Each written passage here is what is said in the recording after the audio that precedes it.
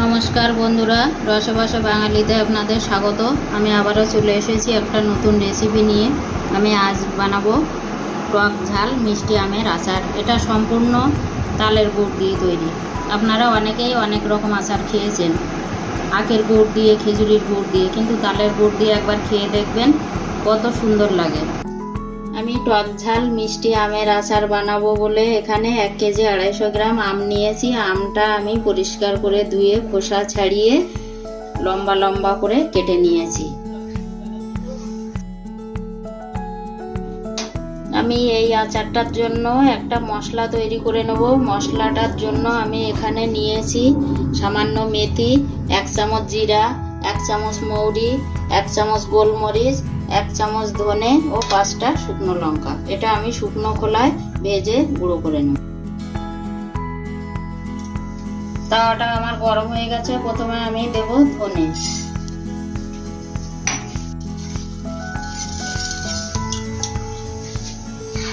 এবার দেব আমি মৌরিটা,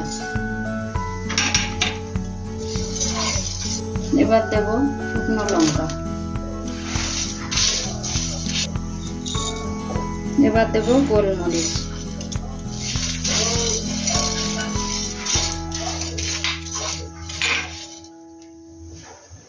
এবার দেব জিরা।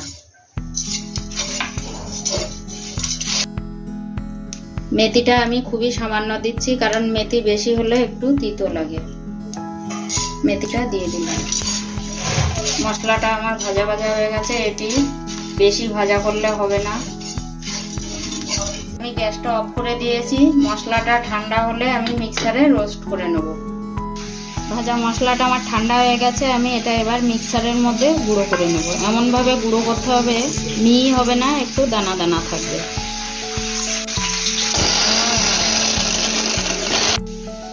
মশলাটা আমি গুঁড়ো করে নিয়েছি। আমি আজ যে আমের আচারটা করছি, এই আচারটা করার জন্য আমটাকে রোদে দেওয়ার কোনো দরকারই নেই। আমি এখানে ফোড়নের জন্য নিয়েছি 2টো শুকনো লঙ্কা, 5 ফোড়ন, নুন, হলুদ আর ভিনিগার। আর এখানে 800 গ্রাম তালের গুড় নিয়েছি।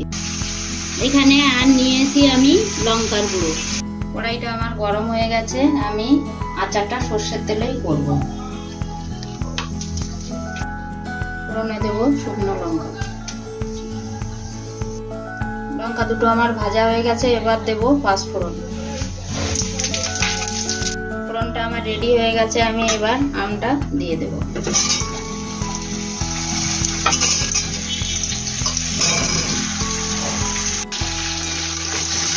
আমটাকে আমি 3 মিনিট করে ভাজা করে নিয়েছি। এবার দেব আমি স্বাদ মতো নুন, পরিমাণ মতো হলুদ,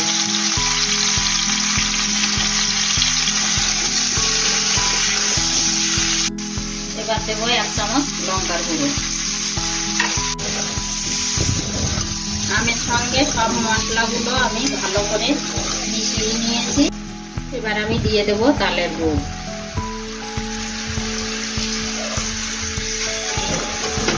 গুড়টা আমার সবই লাগবে। আমটা পুরো গুড়ে সিদ্ধ হয়ে যাবে। আমি আমটাকে 10 মিনিট ঢাকা দিয়ে ফুটিয়ে নেব। 10 মিনিট হয়ে গেছে। আমি ঢাকনাটা খুলবো।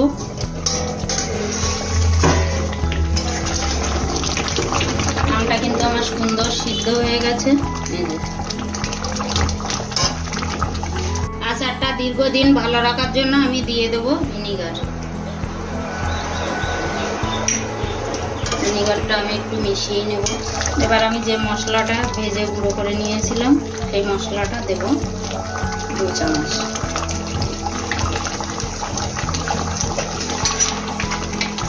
ভাজা লঙ্কা দুটো আমি তুলে রেখেছিলাম, এবার দিয়ে দিলাম।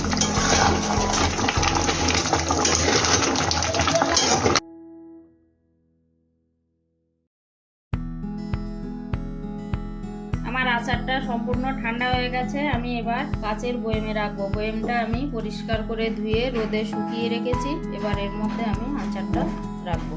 কাচের বয়ামে আচার রাখলে আচারটা দীর্ঘদিন ভালো থাকে।